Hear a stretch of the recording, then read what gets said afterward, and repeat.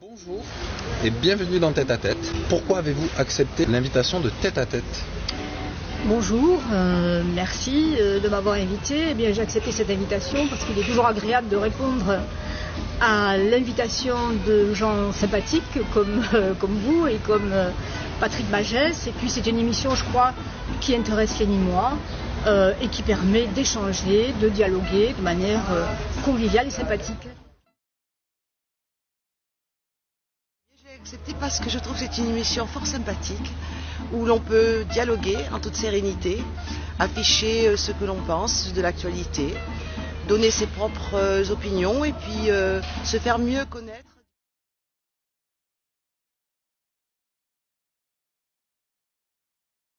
Et bonjour, et oui, il se passe toujours quelque chose à Nîmes. La semaine prochaine, nous recevrons dans l'émission Tête à Tête Laurent Mestoulet, l'animateur du comité Nîmois La République en marche, et Jean-Paul Boré, le candidat potentiel de TPNA. Pour information, la municipalité actuelle que j'invite en permanence ne répond tout simplement pas à mes invitations, sans commentaire. Tête à Tête a ouvert une cagnotte sur Facebook pour continuer cette belle aventure. Les pompiers sont souvent caillassés. Continuons à les soutenir et sachez que le 14 juillet prochain, pour la première fois, les pompiers gardois défileront sur les Champs-Élysées. Faisant suite à la catastrophe de la cathédrale Notre-Dame de Paris, il est rare de voir les chrétiens prier dans la rue. À Nîmes toujours, Nîmes, Jean Denat, le patron du PS dans le Gard, sort du silence et dit « La gauche travaille à l'union sans bruit ».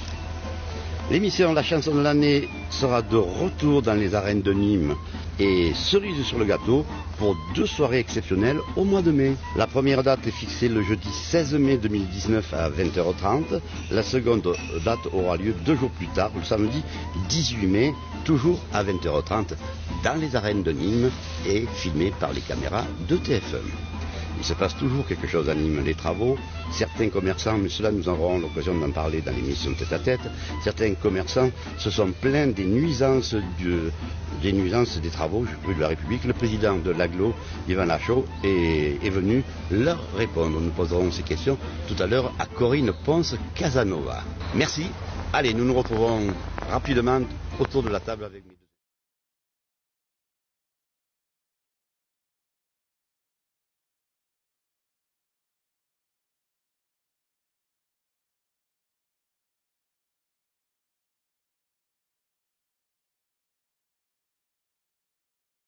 Bonjour à toutes et bonjour à tous. Bonjour Corinne. Bonjour, Merci d'avoir accepté l'invitation de Tête à Tête. avec plaisir. Catherine, bonjour à toi aussi. Bonjour Patrick, merci de l'invitation. Sois la bienvenue également dans l'émission. Ça me fait plaisir de recevoir 2 femmes, enfin. Enfin, oui. Enfin. Faut que ça devienne banal. Bonjour à vous toutes et bonjour à vous tous. Merci de nous recevoir une nouvelle fois sur la page Facebook de notre page Tête à Tête et prendre un peu de votre temps pour nous suivre. Nous recevons aujourd'hui, dans le cadre de cette émission, 2 femmes, 2 personnalités politiques différentes qui luttent chacune dans leur camp. En effet, elles ne partagent pas les mêmes convictions, mais leur grandeur réside non seulement dans leur attitude, mais aussi à ressurgir et à se lever. Elles savent comment continuer à aller de l'avant. Elles ont toutes 2 subi des évictions. Des évictions. Toi au conseil municipal, Oui, c'est vrai. et toi, tu étais au PC et tu t'as soutenu à l'époque. Mais ça, nous allons donc vous Oui, avez on va en suivi. reparler. Parce que me concernant, c'est pas tout à fait une éviction. Oui, tu as suivi ton leader. Voilà, exactement. Mais enfin, voilà. Donc, je voulais quand même vous rendre hommage de ce côté-là. Merci. Mais la politique est faite d'aléas. Tout à fait. Allez, alors, tout cela sous le regard, bien sûr, de Benjamin Baron, à la vision et à la réalisation. Alors, Catherine Bernier-Boissard, en 2014, élue sur la liste socialiste de Françoise Dumas, ta décision de siéger au groupe socialiste au conseil municipal t'a voulu d'être suspendue par le Parti communiste français. En novembre 2018, elle signe l'appel pour l'Union de la gauche à Nîmes dans l'optique des élections municipales de 2020. Alors, petite précision, en 2014, je n'ai pas fait partie d'une liste socialiste, mais d'une liste d'union. J'avais proposé au Parti communiste, précisément, de faire une liste d'union, d'engager des échanges avec nos partenaires, et en particulier avec les socialistes, pour une liste d'union. Et ça a été refusé. J'ai été mise en minorité. Il m'a semblé que la liste la plus unitaire, celle qui rassemblait le plus à gauche, les écologistes, les socialistes, des citoyens, des radicaux, etc., c'était effectivement la liste conduite par Françoise Dumas, dont on connaît ensuite le parcours. Et je n'ai pas été suspendue du Parti communiste, puisque je continue à payer mes cotisations au Parti communiste. J'en suis toujours membre, mais comme beaucoup, effectivement, je suis écartée. Bon. Très bien, nous aurons l'occasion d'en reparler. Corinne, ex-adjointe MoDem au développement de la vie culturelle et du théâtre Ligier à la ville de Nîmes. En novembre 2017, le maire Les Républicains de Nîmes, Jean-Paul Fournier, retire sa délégation aux finances à son deuxième adjoint, Yvan Lachaud, et le groupe centriste suit Yvan Lachaud. Vous étiez 9 à cette époque. C'est exact. Hein, donc je ne me suis pas trompé, ça va. Le retrait de délégation de Yvan Lachaud, un matin, sans prévenir quiconque, nous a un peu surpris. On n'a pas tout à fait compris ce qui se passait à 8 heures quand ça a été annoncé. Ça n'a pas été annoncé clairement, hein. Ça a été de dire ça ne sera pas M. Lachaud qui va ce matin vous parler du budget, mais ça sera M. Untel. Et là, c'est là qu'on s'est posé la question, puis 10 minutes après, on a compris. On est revenu dans la salle du conseil municipal pour demander clairement si c'était un retrait de délégation, et c'est là que nous avons décidé d'une façon solidaire de remettre également la nôtre. Non pas qu'on ne s'intéresse pas au Nîmois, on adorait tous être dans nos délégations, mais on trouvait que c'était profondément injuste. D'accord. Puis ensuite, tu retrouves une délégation à Nîmes Métropole, élue au poste de vice-présidente au développement économique. C'est un merveilleux poste. Alors ça consiste en quoi exactement ?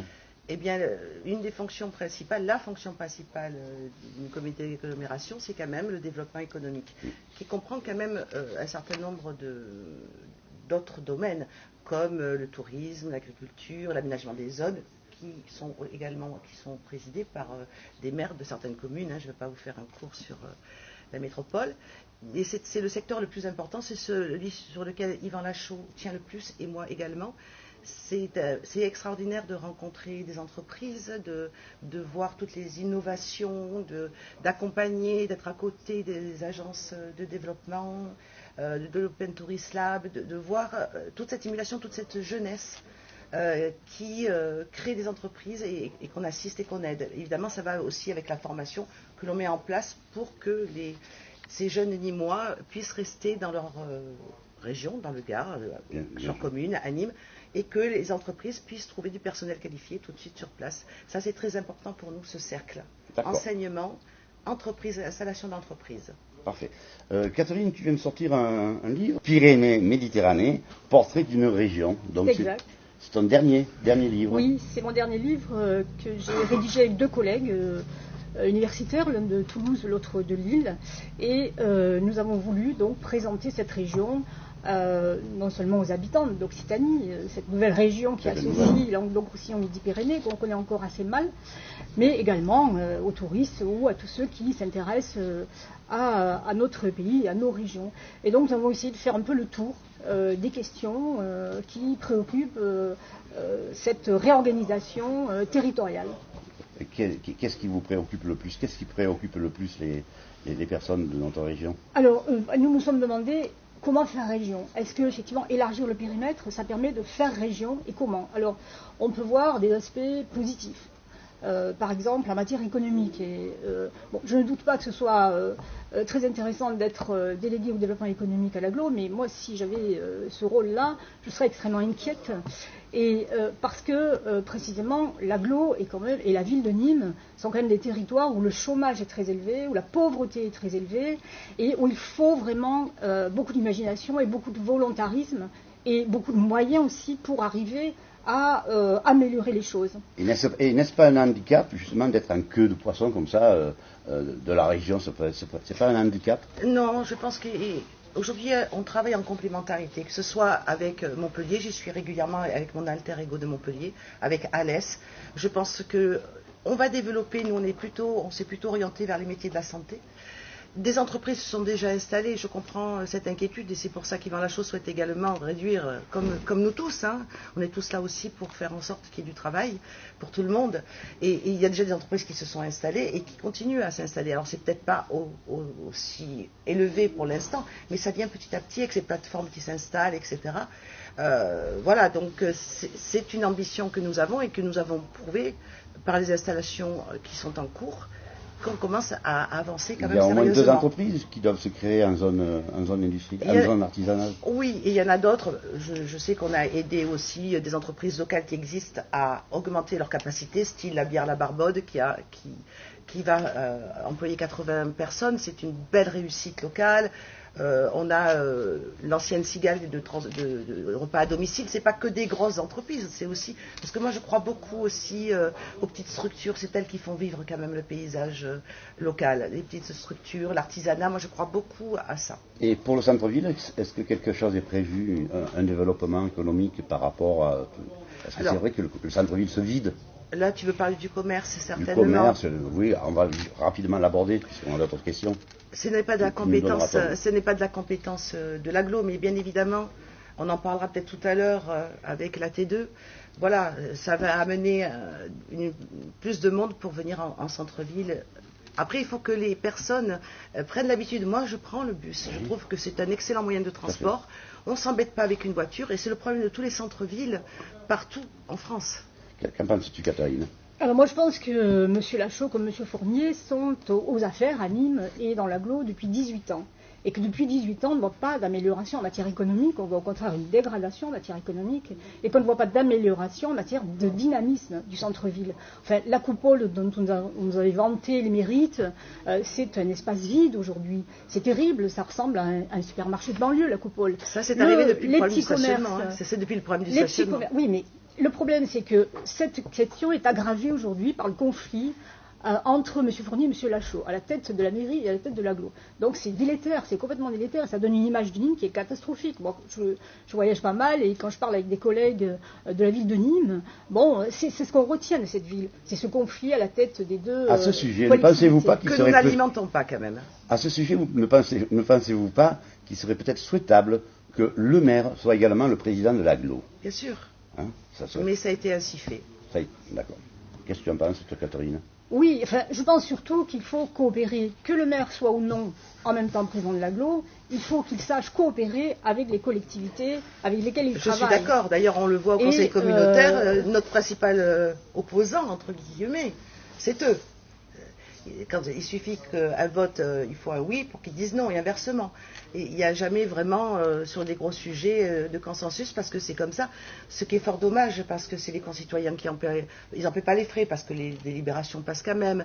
Mais c'est donner effectivement une très mauvaise image. Exactement. C'est une période préélectorale que nous déplorons. Nous n'agressons pas, hein, nous c'est faisons ce que les nous choses parlions la semaine dans dernière l'intérêt général. Avec Catherine Rocco, justement. Voilà. C'est vrai que ça passe, c'était délicat entre Jean-Paul Fournier et Yvan Lachaud. Oui, c'est délicat parce que souvent les maires des autres communes sont très embêtés. Oui, bien sûr. Parce qu'ils trouvent que la politique menée et les délibérations correspondent à ce qu'ils attendent, et à la fois il y a la solidarité politique. Catherine ? Oui, moi je dirais quand même que nos concitoyens en font les frais, parce que au lieu de mutualiser nos services, ce qui est quand même l'objectif de l'intercommunalité, c'est fait au début, a priori, pour précisément économiser des moyens, mettre en commun nos moyens. Au lieu de mutualiser, nous avons démutualisé. Oui. M. Fournier et M. Lachaud ont démutualisé. Et donc, on rebâtit à Nîmes des locaux, on réaménage des locaux pour réinstaller des services qui avaient été mutualisés, comme les finances, comme les assurances, etc. Et ça nous coûte cher, ça. Je comprends, ça nous coûte très cher. Il n'y a pas que ça. La mutualisation, c'était surtout administrative, mais on a les compétences quand même de l'agglo qui s'élaborent et qui s'ouvrent de plus en plus. Donc on va avoir d'autres secteurs d'activité, on va avoir besoin d'autres personnels. Et puis il faut voir comment ils travaillent. Il y a aussi des conditions de travail, il y a plus de monde. On a un champ de compétences qui s'ouvre. Bien, nous allons en rester là sur ce sujet, si vous me le permettez. Moi, je voulais vous poser une question à toutes les deux. Que souhaitez-vous pour améliorer la place des femmes en politique ? Eh bien, pour améliorer la place des femmes en politique, il faut non seulement continuer effectivement avec la parité, puisqu'on a vu que ça a été quand même un grand progrès, mais il faut aussi qu'une fois les collectivités élues, une fois les élus en place, eh bien, une véritable parité puisse exister. On remarque par exemple au niveau des intercommunalités, et c'est très vrai dans la nôtre, à Nîmes Métropole, du fait que les petites communes envoient pour l'essentiel les maires et les premiers adjoints, ce sont des hommes qui représentent les communes et pas les femmes. C'est ton point de vue? Il n'y a pas de parité. Oui. Enfin, c'est pas qu'il n'y a pas de parité. C'est-à-dire que souvent dans les petites communes, ce sont des maires qui sont en fin d'activité ou à la retraite. C'est parfois beaucoup plus compliqué c'est vrai, pour une femme de gérer beaucoup de choses à la fois dans un milieu qui est assez compliqué quand même, qui est quand même dominé, même s'il y a une parité avec des femmes, c'est encore des hommes qui tirent les ficelles et ça c'est compliqué. Et c'est bien de l'avoir signalé toutes les deux. C'est compliqué. C'est bien. Voilà. Alors les élections européennes nous donneront une idée du rapport de force politique à Nîmes. La droite et la République en marche tiennent le haut du pavé et pourront soutenir un candidat tel qu'Yvan Lachaud par exemple, et que sans une large union des forces, Fournier passera en tête. C'est bien évident. S'il n'y a pas union, le dernier sondage l'a prouvé, ce n'est qu'un sondage, c'est une certitude. Donc, est-ce qu'il est envisageable que Yvan Lachaud puisse collaborer de près avec La République En Marche? Je ne peux pas parler pour lui, hein. Je ne peux pas parler pour lui, mais dans mon idée, peut-être dans la sienne, je ne sais pas, on n'en a pas encore abordé la question. Je pense que c'est une liste ouverte qu'il souhaite faire. Oui, donc, mais justement, s'il y a Jean-Paul Fournier, Yvan Lachaud, La République En Marche, il y aura l'extrême droite également. C'est ouvrir quand même la porte aux extrêmes. La seule difficulté, effectivement, va être le Front National, auquel il faut faire barrage. Après, dans le détail, je ne sais pas. Catherine, voilà, c'est fait, vous avez trouvé la solution pour unir la gauche, communiste, socialiste et autres militants de gauche. Vous êtes réunis dans l'espoir de porter une liste unique au scrutin de 2020. Alors, il ne manquait personne. Jean-Paul Boré, qui, sur sa propre liste, il faut savoir qu'il avait fait pratiquement 10%. Sur sa propre tête. Le socialiste Jérôme Puech ou François Ségui, est-ce que c'est cela, l'union de la gauche? Non, on en est très loin de l'union de la gauche. Il y a un rassemblement qui s'intitule Nîmes citoyenne, qui effectivement associe diverses forces de gauche, mais il y a également TPNA avec Jean-Paul Boré qui fait un travail similaire d'élaboration. Il n'y a pas de collaboration avec l'Union de la gauche, avec Jean-Paul, que nous recevrons la semaine prochaine? Non, pour l'instant, il n'y en a pas. Il y a également le mouvement magnanime avec Jérôme Puech qui fait ce travail d'élaboration d'un projet, d'un programme. Donc tout le monde travaille un petit peu de son côté. Tout à fait. Et moi, j'ai interpellé justement tous ceux qui se sont avancés pour dire moi, je veux bien être tête de liste, ou moi, j'ai une ambition pour Nîmes, pour leur dire mais qu'attendez-vous pour vous rencontrer? Il faut qu'on se rencontre, il faut que effectivement on fasse une table ronde ensemble pour élaborer un projet commun. Et première chose, si nous voulons montrer qu'effectivement nous avons l'ambition de gérer ensemble, eh bien faisons-le dès maintenant, associons-nous au conseil municipal. Nous sommes 7 à gauche au conseil municipal et nous avons 2 groupes. C'est quand même un peu ridicule. Et si nous voulons donner un signe, eh bien faisons-le immédiatement. Donc c'est une union pratiquement. Oui, mais je pense que du côté des centristes, il y aura une forme d'union, bien évidemment, très élargie. Donc justement, l'UDI, le centre droit, centre gauche, donc tout cela sera rassemblé? Pas que. Pas que. Ah. Donc je pense pas. D'accord. Tu nous en diras un peu plus tard. Ça ne sera pas à moi d'en parler. Bon. Tu sais qu'Yvan Lachaud justement est invité également, nous le recevrons. Ah ben voilà, ça sera à lui à dire les choses. Bon, oui. Donc vous êtes 524 signataires concernant cet appel. Alors il y a l'appel effectivement qui rassemble un peu plus de 500 personnes, mais je dirais qu'à côté il y a un travail, un travail qui se fait et qui rassemble aussi des dizaines ou des centaines de Nîmois. Donc je pense qu'il faut associer tout ça, qu'il faut qu'effectivement on travaille ensemble. On n'a pas besoin d'être d'accord sur tout lorsqu'on veut gérer une ville. On n'a pas besoin d'être d'accord sur toutes les orientations nationales ou internationales. On se met d'accord sur un certain nombre de points. Et je crois que, contrairement à Yvan Lachaud qui dit Nîmes en mieux, il faut faire Nîmes autrement. Parce que Nîmes en mieux, c'est quoi? C'est mieux plus de désertification du centre-ville, moins de transport public, moins de transport dans l'agglo, puisque quand même, hein, la T1 et la T2 dont on fait beaucoup de publicité. Enfin, c'était indispensable quand même. C'était indispensable, mais ça n'irrigue pas l'agglomération. On est très en retard sur un certain nombre de dossiers, sur les transports publics, sur les mobilités douces, le vélo, la marche à pied, on est très en retard. On est très en retard sur la ségrégation. Nîmes est une ville des plus ségrégatives. On était en retard déjà bien avant que Yvan Lachaud... Certes. Voilà, bien avant. Alors on essaie de récupérer un petit peu tout ce retard. C'est quand même nous qui avons inauguré et mis en place les vélos tango. Voilà. Et puis il y a, comme sur la ligne T2 qui est en train d'être mise en place, il va y avoir sur chaque parking relais des locations de vélos. Enfin, on le fait petit à petit. Mais c'est vrai que la voirie, à l'époque, aurait déjà dû prévoir des pistes cyclables. Voilà. Donc il y a pas mal de problèmes sur les travaux concernant des plans de nuisance. Hein. Le président de l'agglo est venu répondre aux doléances des commerçants et des personnes qui habitent à proximité. La démolition récente des maisons de la rue du Cirque Romain provoque un nuage de poussière. Enfin, ils ont dit que c'était bien mieux, ils avaient bien mieux anticipé, pardonnez-moi, pour le T1, par exemple. Alors, je vais vous expliquer tout simplement. Ça, c'est l'article que vous avez lu. Et dans l'ensemble des commerçants qui étaient présents, il y en a une en particulier qui se plaint. Il faut mieux lire l'article. Bon, alors après, c'est la petite pré-guerre électorale proche de la ville contre M. Lachaud. Mais ce qu'il faut bien voir, c'est que la T1, quand même, a été arrêtée pendant 6 à 8 mois. Oui. Là, on ne les a pas entendus. Enfin, si, on a entendu les commerçants, mais cette personne-là, qui pointe du doigt de façon assez véhémente, n'a rien dit, ou pas grand-chose. Aujourd'hui, on améliore les conditions de circulation, donc forcément, on doit démolir. Mais cette personne-là, quand elle va avoir cet arrêt mutualisé devant chez elle, et qu'elle va avoir des touristes qui vont au musée de la Romanité, et des gens qui vont circuler, et l'espace qui va être, l'environnement qui va être recréé, et tout ça, elle va profiter de tout ça. Est-ce qu'elle va faire une conférence de presse en disant « Merci l'agglo » Non. Ce sont de bons arguments. Et ça, c'est donc bien pour alimenter encore la discorde, ville de Nîmes, Nîmes métropole.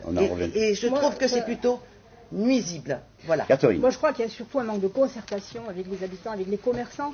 Quand on voit ce que font d'autres villes, la concertation est beaucoup plus poussée, les travaux sont beaucoup plus organisés. C'est pas vrai. Ici, c'est un peu l'anarchie. Moi, je suis passée dans la rue Cirque Romain. Pas du tout. Il y a une commission d'évaluation. Oui, vas-y. Merci.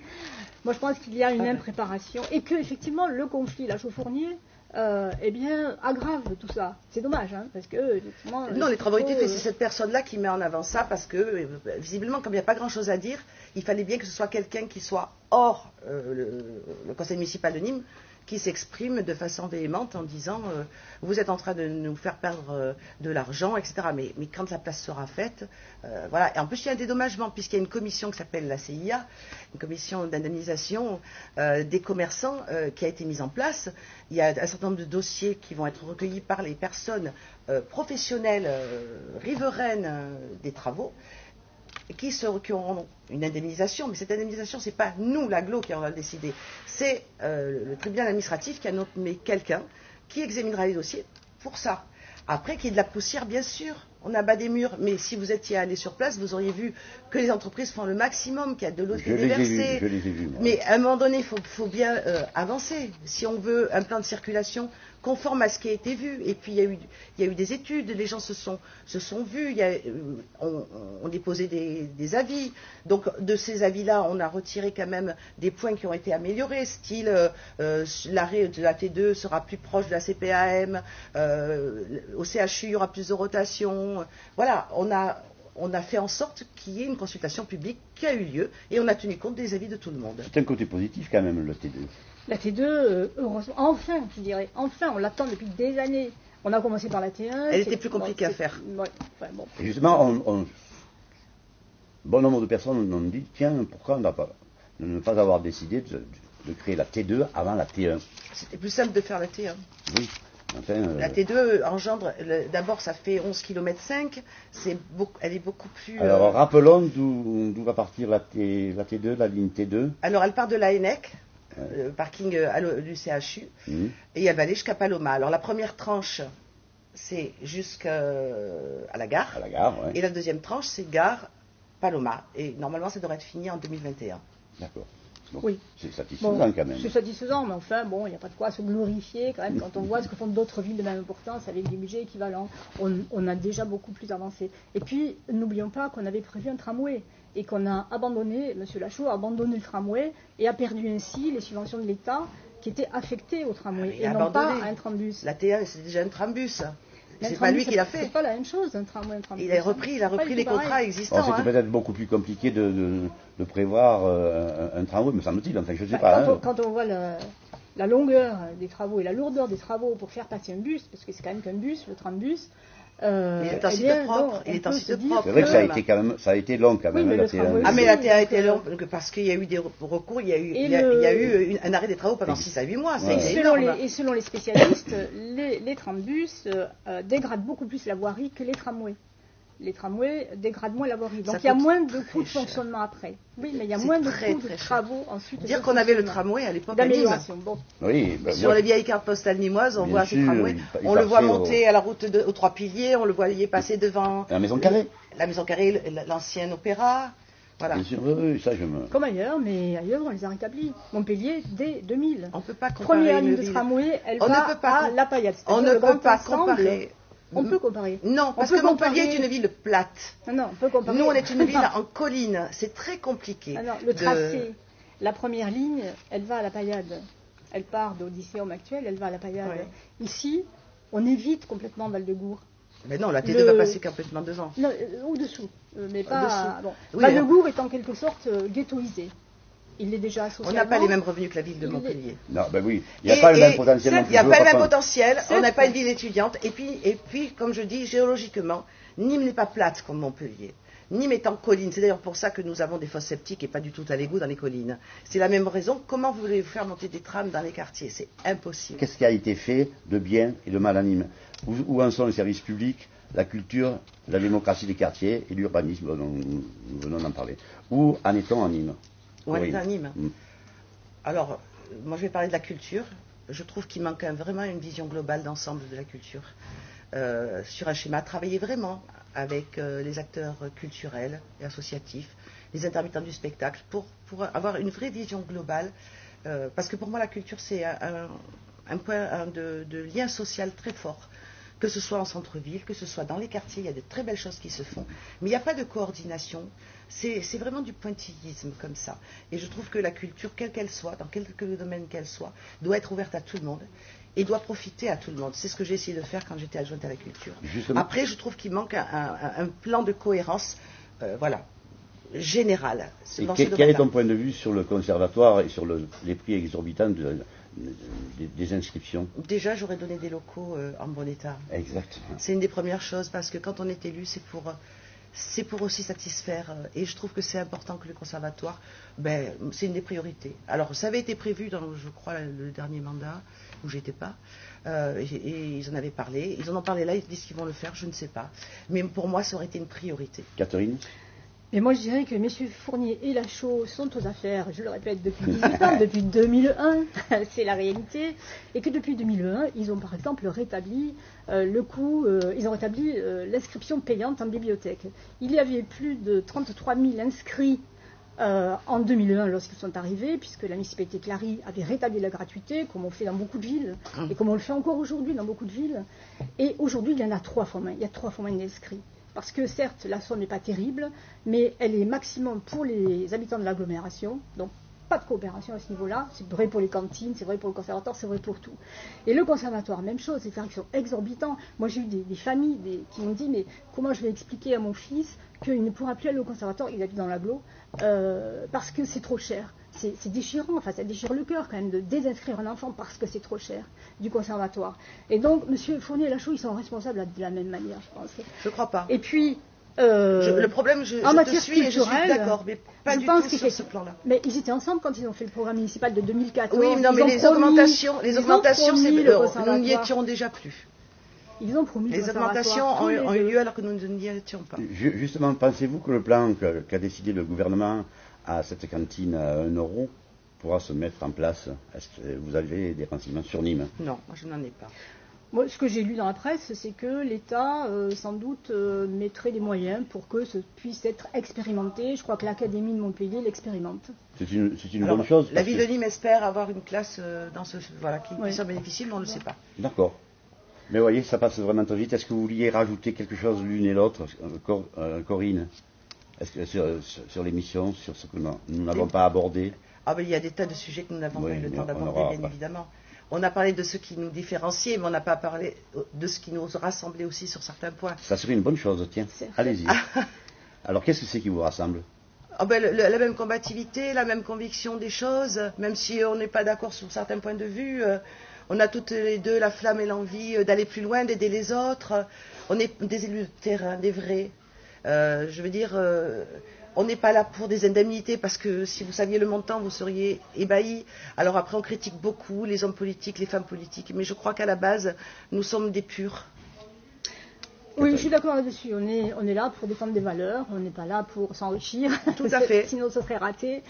Contrairement à certains hommes politiques, quand même. Oui, mais ils sont pas nombreux quand même. Ils sont pas au niveau de base. Il faut pas voir. Pas au niveau de base. C'est ce qui cache quand même tout ce qui. Les élus, ils sont pour la plupart engagés pour des valeurs, pour défendre effectivement des idées, pour mettre en place. Bon, après, on n'est pas d'accord, on discute. C'est le principe de la vie démocratique, c'est le principe de la vie politique. C'est pas la guerre civile et c'est pas le combat non plus. Et puis les femmes peuvent apporter aussi, pas toujours, mais les hommes aussi, pas seulement les femmes, mais les femmes peuvent apporter aussi un peu plus d'ouverture, parce que peut-être elles sont moins préoccupées par le pouvoir, par l'action, et on lâche pas. Et puis surtout, on lâche pas. Voilà, c'est ce que je voulais dire en préambule tout à l'heure concernant, à l'ouverture de l'émission, concernant votre attachement à ce que vous faisiez, tout simplement. Voilà, écoutez, Corinne Fons-Casanova, merci d'être venue dans l'émission. C'est toujours avec plaisir. C'est vrai, ça fait plaisir. Catherine Verny-Boissard, toi aussi. Merci. Merci. Et puis on rappelle Occitanie, Pyrénées, Méditerranée, portrait d'une région. C'est ton dernier livre qu'on peut trouver où? Qu'on peut trouver dans les librairies. Nîmoises. Les librairies, oui, nîmoises et autres. Et je dirais, pour faire un peu de publicité, que c'est un très beau livre, très bien illustré et qui se lit facilement. Eh bien, nous le lirons. Au grand public. Merci de nous l'avoir offert. Merci, Benjamin Baron, encore avec ton œil pétillant derrière ta caméra. Merci à vous, merci à toutes. Partagez l'émission, c'est important pour nous. À très bientôt. Bye bye.